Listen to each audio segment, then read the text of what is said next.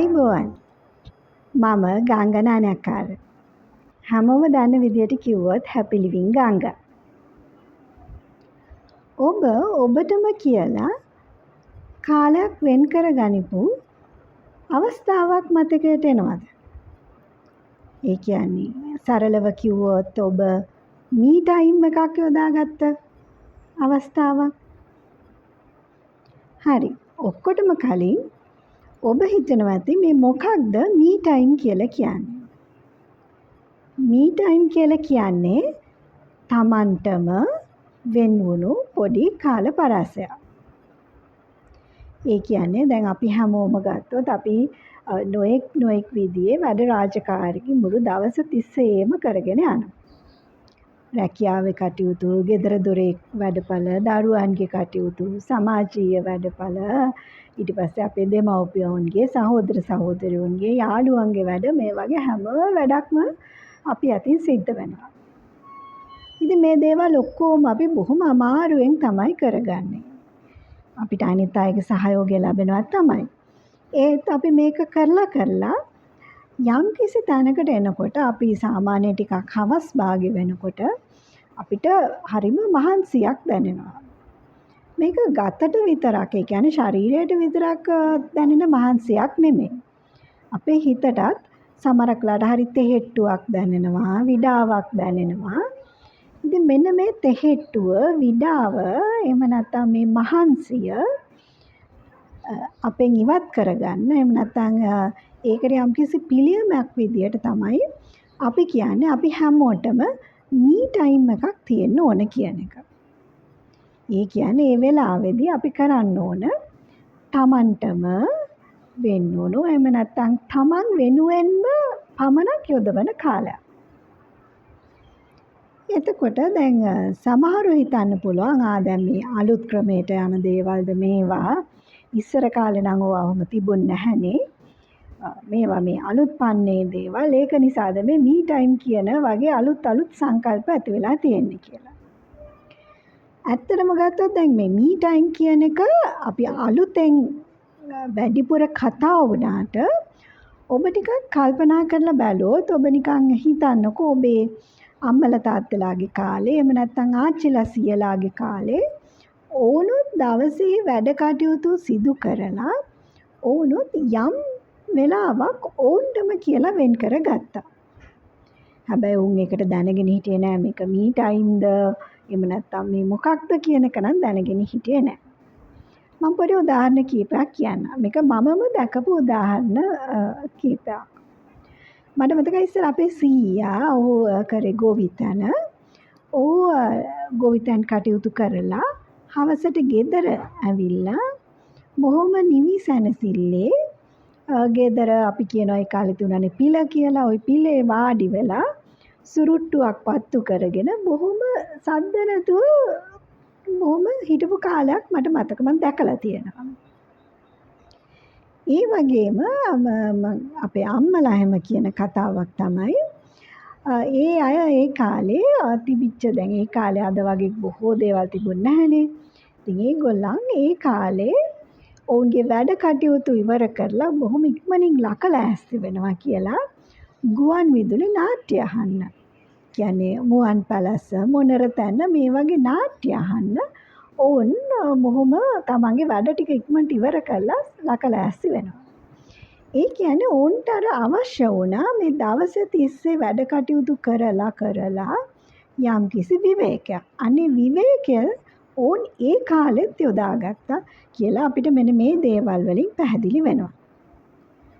ඊට පස්සේ මට මතකයි අපි පොඩි කාලේ අපේ තාත්තා වැඩ ඇරිලා ඇවිල්ලා බොහොම නිවිසනසිල්ලේ පැත්තකට වෙලා පත්තරයක් කියවුවත් මට මතකේ තියෙනවා. ඒ වගේම තමයි ඒ කාලේ අපේ අම්මා ශ්‍රී සංගරාව කියලා එකක් තිබුණා, කාන්තාවන් වෙනුවෙන්ම තිබිච්ච සංගරාවක්. අපේ අම්මා මේ හැම මාසෙම වගේ මේ ශ්‍රී සංගරාව අරගෙන මාසයක් තිස්සේම බොහොම හිමින් පොඩ කියවුවා. මම හිතනවා ඕන් ඒව තමයි ඕන්ගේ මේ මී ටයිම් කියන එක. නැත්නම් තමන්ටම වෙන්නුණු කාලය උදාගත්තේ යම් කිසි විවේකයක් එහෙම නැත්නම් මේ තෙහෙට්ටුව නිවා ගන්න. දැන් අද කාලේ වෙනකොට අද කාලේ මේ හැම දෙයක්ම වෙනස් වෙලා තාක්ෂණය ඇවිල්ලා අපිට වැඩ රාජකාරී අපේ වැඩි අපිට අපේ තියෙන ස්ට්‍රෙස් එක එහෙම නැත්නම් ආතතිය වැඩි අපි ගැටෙන අවස්ථා වැඩි රාජකාරිය වෙන්න පුළුවන් සමාජයේ වෙන්න පුළුවන් බස්වල යන බස්වල කෝච්චිවල පාරේ යනකොට වෙන්න පුළුවන් අපි හැමෝටම හරිම විඩාවක් දැනෙනවා. ඊටත් අමතරව අපි බොහොමයක් දෙනා අපි මනස වෙහෙසලා කරන රාජකාරී කරනවා. ඉතින් මෙන්න මේ හේතුව නිසා අපිට නිරන්තරයෙන්ම අපිට දැනෙනවා අපේ එනර්ජි එක නිකන් ඩ්‍රේන් වෙලා කියලා. කියන්නේ අපිට අපේ ශක්තිය වැය වෙලා අපිට හරිම මහන්සියක් තෙහෙට්ටුවක් දැනෙනවා. මෙන්න මේ ඩ්‍රේන් වෙච්ච එහෙම නැත්නම් මේ වැය වෙච්ච ශක්තිය නැවත ලබා ගැනීමට තමයි මේ අද කාලේ ඔය මී ටයිම් කියන එකෙන් අදහස් කරන්නේ නැවත ඒ ගෙවී ගිය ශක්තිය අපිට ලබා ගන්න අපිට යම් කිසි උත්තේජනයක් ලබා දීම තමයි මෙතනින් අදහස් කරන්නේ. දැන් මේක මම පොඩි තවත් උදාහරණයකින් පැහැදිලි කරොත් ඔබ දන්නවා දැන් ඔබ මේ වීඩියෝස් බලන ඔබ නිතර පාවිච්චි කරන මොබයිල් ෆෝන් එක. දැන් මේ මොබයිල් ෆෝන් එකෙන් ඔබ බොහොමයක් වැඩ කරනවා කෝල්ස් ගන්නවා මෙසේජස් අරිනවා ඊට පස්සේ WhatsApp බලනවා ඉන්ටර්නෙට් බලනවා Facebook බලනවා YouTube වීඩියෝස් බලනවා ඊමේල් බලනවා මේ හැම දෙයක්ම කරනකොට ඔබ දන්නවා මේ මොබයිල් ෆෝන් එක කොච්චර charge වෙලා තිබුණත් පොඩ මේකේ බැටරි එක බහිනවා. අපි මේ වැඩ ප්‍රමාණය කරනකොට එහෙම නැත්නම් දැන් වැඩ බොහොමයක් අපි හිතමු අපි ගොඩක් වීඩියෝස් බලනවා එහෙම නැත්නම් අපි ඉන්ටර්නෙට් එක යූස් කරලා අපි මොනවා හරි මීටින්ග්ස් වලට යනවා නම් මේකේ තිබිච්ච බැටරියේ ආරෝපණය වෙච්ච ප්‍රමාණය ඉක්මනින්ම බහලා යනවා. එතකොට මොකද වෙන්නේ අපිට මේ මොබයිල් ෆෝන් එකෙන් වැඩක් ගන්න බැරිව යනවා. එතකොට අපි මොකද කරන්නේ මේ මොබයිල් ෆෝන් එක අපි charge කරගන්න ඕනේ. නැත්නම් charge කරගත්තේ නැතොත් අපිට අපේ වැඩේ කරගන්න බැරි වෙලා යනවා. අන්න ඒ වගේ තමයි මෙන්න මේ අපිටත් අර මං කලින් කිව්වා වගේ අපි එදිනෙදා වැඩ කරනකොට රාජකාරී වැඩ, ගෙදර දොර වැඩ වෙනත් සියලුම වැඩ කරනකොට අපේ මොළය වගේම අපේ ශරීරයත් වෙහෙස වෙනකොට අර මොබයිල් ෆෝන් එකේ බැටරි එක තියෙන ආරෝපණය නැත්නම් බැටරි එක බහලා යනවා වගේ අපේ බැටරි එකත් බහලා යනවා. ඉතින් එතකොට කරන්න ඕන අපි අපේ බැටරි එක charge කරගන්න ඕන. අනේ බැටරි එක charge කරගන්න එකට තමයි අපි කියන්නේ මෙන්න මේ මී ටයිම් එකක් අපි ගත කරන්න ඕනේ කියලා. ඉතින් එතකොට කොහොමද අපි මේ මී ටයිම් එකක් ගත කරන්නේ? එහෙම නැත්නම් දැන් ඔබ මට කියයි අපෝ අපිට තියෙන මේ වැඩ රාජකාරීත් එක්ක කොහොමද අපි අපිටම කියලා පොඩි වෙලාවක්වත් වෙන් කරගන්නේ කියලා. මම දන්නවා අපි හැමෝම හුඟක් වැඩත් එක්ක කටයුතු කරනවා වැඩ රාජකාරී ගොන්නක් එක්ක කටයුතු කරනවා අපේ ඔළුවට සමහර විට කිසිම නිදහසක් නැහැ නිවනක් නැහැ කියනවා අපිට එහෙම විනාඩි 5ක් 10ක්වත් වාඩි වෙලා එක තැනක ඉන්න බැරි අවස්ථා තමයි තියෙන්නේ. හැබැයි අපි ඕක ওই විදිහට අපි නොනවත්වාම අපේ මේ එන්ජින් එක වැඩ කරන්න ගත්තොත් එතකොට වෙන්නේ මොකද අපි කොයිම හරි වෙලාවක අපිව නැවත ආරෝපණය කරගන්න බැරි වෙන විදිහට අපිව කඩාවැටීමකට ලක් වෙනවා. අපිට එපා වෙනවා. මොනවද මේ අපි මෙච්චර වැඩ කරනවා කිසිම නිදහසක් නැහැ කියලා අපිට එපාම වෙනවා. අපිට හිතෙනොත් එපා වෙනවා. අපිට ශරීරයෙන්ටත් අපිට ඊට වඩා දුර යන්න බැරි වෙනවා. අන්න ඒ නිසා තමයි අපි කියන්නේ මේ මී ටයිම් එක කොහොම හරි දවසට විනාඩි 5ක් හෝ 10ක් ඔබ Taman වෙනුවෙන් යොදවා ගන්න ඕන කියන එක. නැතු මම මේ කියන්නේ ඔබ වෙනුවෙන් භාගයක් පැයකමාරක් ගත කරන්න ඕනේ කියලා. ඒක ප්‍රායෝගික නැහැනේ. ඒම නිසා අපි මුලින්ම විනාඩි 5ක් හෝ 10ක් Taman කැමති යම්කිසි Tamanට රිලැක්ස් එකක් ලබා දෙන්න නැත්නම් විවේකයක් Tamanට නිදහසක් ලබා දෙන වැඩකට යොමු වෙන්න කියලා තමයි මම කියන්නේ. දැන් උදාහරණයක් විදිහට කිව්වොත් දැන් ඔබ කැමති නම් පොත්පත් කියවන්න ඔබට පුළුවන් ඔබේ මී ටයිම් එක පොතක් කියවන දෙයකට යොමු කරගන්න. ඔබ ආසම පොතක් වෙන්න පුළුවන්. එහෙම නැත්නම් පත්තරයක් වෙන්න පුළුවන්. ඒ වගේ දෙයකට ඔබට පුළුවන් විනාඩි 10ක් ඔබේ මේ කාලයෙන් යොදවන්න. එහෙම නැත්නම් අපි හිතමු ඔබ එහෙම පොත්පත් කියවන්න කැමති කෙනෙක් නෙමෙයි. එම්නම් ඔබට පුළුවන් බොහොම නිවිසනසිල්ල විනාඩි 5කින් එක සින්දුවක් අහන්න පුළුවන් නේ ඔබට. ඔබ කැමති ගායකයෙකු හෝ ගායිකාවගේ සින්දුවක් අහන්න පුළුවන්. එහෙම නැත්නම් ඔබට පුළුවන් ඔබ දැන් සමහරක් දෙනෙක් ටෙලි නාට්‍ය බලන්න කැමති. නැත්නම් චිත්‍රපට ෆිල්ම්ස් බලන්න කැමති අය ඉන්නවා. ඉතින් ඔබට පුළුවන් අපි හිතමු ඔබ කැමති ටෙලි නාට්‍යයේ යම්කිසි කොටසක් විකාශනය වෙන්නේ යම්කිසි වෙලාවකට අපි හිතමු 7:00 ඉඳලා 8 වෙනකම්. ඉතින් ඔබට පුළුවන් ඒ වෙලාවට ඔබට ඔබේ වැඩ ටික නවත්තලා ඔබේ ටෙලි නාට්‍ය බලන්න පුළුවන්. දැන් ඔබ මට බනින්න පටන් ගනි මෙයා මෙහෙම කිව්වට අපි කොහොමද ගෙදර වැඩ දාලා මේවා කරන්න කියන එක. හැබැයි ඔබ මුළු දවසටම ඔබ වෙනුවෙන් කරන්නේ ඒ වැඩේ විතර නම් ඉතින් මම කියන්නේ ඔබ ඒ වැඩේ කළ යුතුයි. මොකද ඒක ඔබගේ නිදහස එහෙම නැත්නම් ඔබ නැවත ඔබගේ ශක්තිය ලබා ගැනීමේ අරමුණෙන් කරන ඔබ සඳහාම වෙන්න ඕන පැය භාගයක් ඒක. ඒක නිසා ඒ වගේ දෙයකට උනත් ඔබට යොමු වෙන්න පුළුවන්. එහෙම නැත්නම් සමහරක් දෙනා කැමති යම්කිසි ලියන කියන අපි හිතමු ජර්නල් එකක් ලියන එක වෙන්න පුළුවන්. ඒ වගේ දෙයකට යොමු වෙන්නත් පුළුවන් ඔබට. එහෙම නැත්නම් එතනින් එහාට ගිහිල්ලා සමහරු කැමති ගාඩ්නින් එහෙම නැත්නම් මල් පැලවලට සාත්තු කිරීම එහෙම නැත්නම් යම්කිසි ගාඩ්න් එකේ පාත්තියක් සෑදීම වගේ ඔය වගේ දෙයක් වුණත් සුළු මොහොතක් කරන්න පුළුවන්.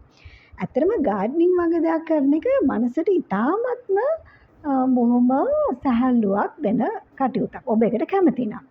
ඉතින් ඒ වගේ දෙයක් වුණත් ඔබට කරන්න පුළුවන්. ඒක ඇත්තටම අර ඔබේ මී ටයිම් එක ඉතාමත්ම ඵල ප්‍රයෝජනව ගත කරන්න පුළුවන් තව අවස්ථාවක්.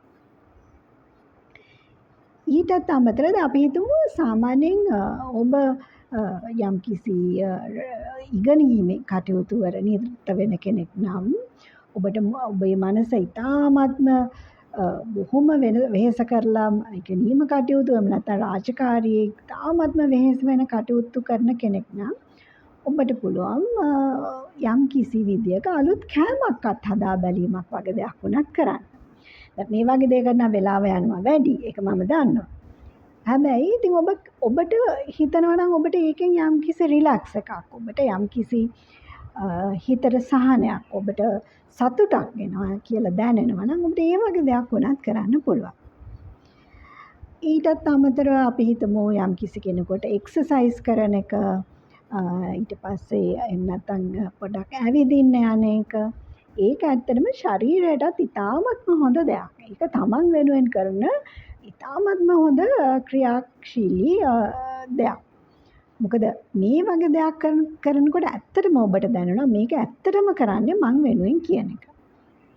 ඉතින් මේ නිසා මෙන්න මේ වගේ බොහෝ දේවල් තියෙනවා. මෙතෙන්දී මේ මී ටයිම් එකේදී ඇත්තටම ඔබ කරන්න ඕන ඔබ වෙනුවෙන් ඔබට කැමති යම්කිසි දෙයක්. ඒක නිසා මේ බොහෝ දේවල් තියෙනවා. ඉතින් ඔබ පොඩ්ඩක් කල්පනා කරලා බලන්න. මම කැමති මොනවටද?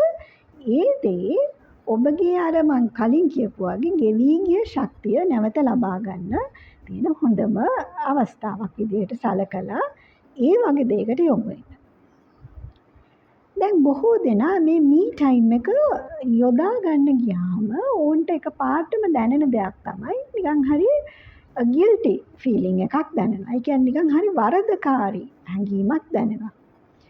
මොකද බොහෝ දෙනෙක් කියන කාරණාවක් තමයි මං මෙච්චර වැඩ තියෙද්දි එහෙම නැත්නම් මගේ ගෙදර වැඩ තියෙද්දි මගේ රැකියාවේ වැඩ තියෙද්දි ඉගෙන ගන්න වැඩ තියෙද්දි මේ විභාගයක් අත ළඟ තියෙද්දි මහා වැඩ ගොඩක් තියෙද්දි මං වෙනුවෙන් වෙලාවක් වෙන් කර ගන්නවා කියන එක නිකන් ඕන්ට දැනෙන්න පටන් ගන්නවා මම මහා ලොකු වරදක් කරනවා කියන එක.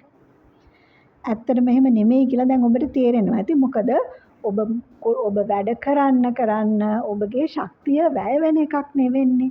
නමුත් මෙන්න මේ මී ටයිම් එක යොදා ගැනීම නිසා වෙන්නේ ඔබට අර වැය වෙච්ච ශක්තිය නැවත ආරෝපණය කර ගැනීමට අවස්ථාවක් ලැබෙනවා. ඒක නිසා ඔබ කිසිසේත්ම ඒ ගැන වරදකාරී හැඟීමක් හෝ ගිල්ටි ෆීලිං එකක් ඇති කරගන්න අවශ්‍ය නැහැ. ඊළඟ කාරණාව තමයි නිකන් ඔබට සමහර විට මේ වගේ දෙයක් පටන් ගත්තාම ඔබගේ ගෙදරින් වටපිට ඉන්න අයගෙන් ඔබට පොඩි ප්‍රතිරෝධයක් එල්ල වෙන්නත් අවස්ථාවක් තියෙනවා. මෙච්චර වැඩ තියෙද්දි මෙයා මොනවද මේ කරන්න කියන එක. බොහෝ දෙනාට එහෙම හිතෙන්න තියෙන අවස්ථාවක් වැඩි. ඉතින් මං හිතන්නේ එතෙන්දී ඔබට කියන්න පුළුවන් දැන් මම මෙච්චර වැඩ කළා මට පොඩි සහනයක් ඕන. ඒක නිසා මට දැන් හරි මහන්සි. මට අමාරුයි. මට ඔළුවටත් අමාරුයි. මට ඇඟටත් අමාරුයි. ඒක නිසා මට පොඩ්ඩක් වෙලාවක් දෙන්න. මං මේ මගේ වෙලාව අරගෙන ඊට පස්සේ මං ආපහු වැඩ ටික කරන්න කියන එක ඔබට කියන්න පුළුවන්. ඊටත් එක්කම මං කියන්න කැමතියි දැන් ඔබ මී ටයිම් ගන්නව නම් ඔබගේ වගකීම තියෙනවා ඔබගේ පවුලේ අනිත් අයටත් මේ මී ටයිම් එක ගන්න ඔබට අවස්ථාවක් සලසා දීමේ වගකීමක් සහ යුතුයකමක් තියෙනවා. මොකද මේ අපි හැමෝම වෙන වෙනස් ආකාරවලින් දවස් 30ෙම වැඩ කරලා එනර්ජි ඩ්‍රේන් කරන අය. ඉතින් එතකොට අපේ ශක්තිය වෙන විවිධ ආකාරයෙන් වැය වෙනවා. අපිට හිතට නිදහසක් නැහැ. ඉතින් එතකොට ඔබ දැනගන්න ඕන ඔබ කොහොමද අනිත් අයත් එක්ක සහයෝගයෙන් ඔවුන්ටත් ඔවුන්ගේ මී ටයිම් එක යොදාගෙන මේ වැඩේ කරන්න පුළුවන් වෙන්නේ කියන එක.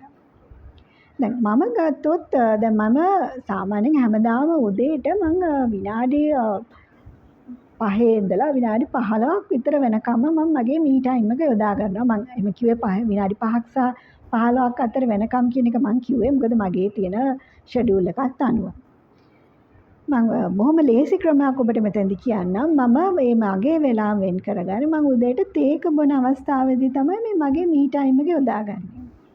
මොකද මම කලින්ම නැගිටලා මම තේක හදාගෙන මම දුව නෙමෙයි තේක බොන්නේ මම වාඩි වෙලා තේක බොන්නේ බොහොම මං ගැන බොහොම හිත මගේ ග්‍රැටිටියුඩ් මෙඩිටේෂන් එක කරමින් ඒ වෙලාව මං හරියට විඳින වෙලාවක්. ඉතින් එතකොට ඒ උදේ වාඩි වෙලා ඉන්නේ විනාඩි 5 ඉඳලා 15 ඇතුළේ වෙලාව මගේ වෙලාවත් එක්ක ඒ වෙලාවෙන් ඇත්තටම මට දැනෙනවා මේ මාව මගේ අර එනර්ජි එක යම් කිසි විදියකට මම බූස්ට් කරගන්නවා කියන එක. ඉතින් ඒකෙන් මට මුළු දවසම හොඳටම අදගෙන යන්න පුළුවන්. ඊළඟ අවස්ථාව තමයි මීට කලිනුත් මේක කියලා තියෙනවා මම නිදා ගන්න ගියාම පස්සේ මම බොහොම ටික වෙලාවක් ඒක මගේ ටයිම් එකක් විදියට මම යොදා ගන්නවා. විශේෂයෙන් මම පොත් කියවන කෙනෙක් නිසා මම අඩු ගානේ පැය භාගයක්වත් පොතක් කියවනවා. ඉතින් එතකොට ඊට පස්සේ මම මගේ ජර්නලින් වැඩ කරනවා. ඒව ඇත්තටම මම මටම කියලා හදාගෙන තියෙන වෙලාවක්. ඉතින් මේ වෙලාවල් මමත් මට වෙනුවෙන්ම මී ටයිම් එකක් යොදා ගන්න නිසා මට ඔබට කියන්න පුළුවන් මේක ඇත්තටම ප්‍රතිඵල දෙන දෙයක් කියලා. ඒක නිසා මම ඔබට යෝජනා කරනවා පොඩක් මේ ගැන හිතලා අද ඉඳලා පොඩක් විනාඩි 5කින් මේ වැඩේ පටන් ගන්න. විනාඩි 5කින් පටන්ගෙන ඔබට වෙලාව තියෙන විදිහට මේක පොඩක් දීර්ඝ කරගන්න පුළුවන්. එහෙම කරගෙන යනකොට ඔබට ඇත්තටම ඔබට වෙනසක් දැනෙනවා. ඒ වෙනසත් එක්ක ඔබට වෙනදාටත් වඩා සමාහට වැඩ කරන්න පුළුවන් වෙයි. ඔබේ මනස සැහැල්ලු වෙයි. ඔබේ මනස ක්ලියර් වෙයි. ඉතින් එහෙම වුණාම ඔබට මේ ජීවිතේ කොච්චර අමාරුකම් මැද වුණත් අර පොඩ්ඩක් ලේසි කරගෙන යන්න අවස්ථාවක් උදා වෙයි. ඒ නිසා මම හිතනවා මේ වීඩියෝ එකෙන් ඔබට යම් කිසි දෙයක් ලබා ගන්න පුළුවන් වෙන්නේ නැති කියලා. ඒ නිසා මේ වීඩියෝ එක බලපු අහපු ඔබ සියලු දෙනාටම බොහොමත්ම ස්තුතියි. Happy living. ජීවිතය විඳවන්න නොවේ විඳින්න. මම ගංගා නානක්කාර.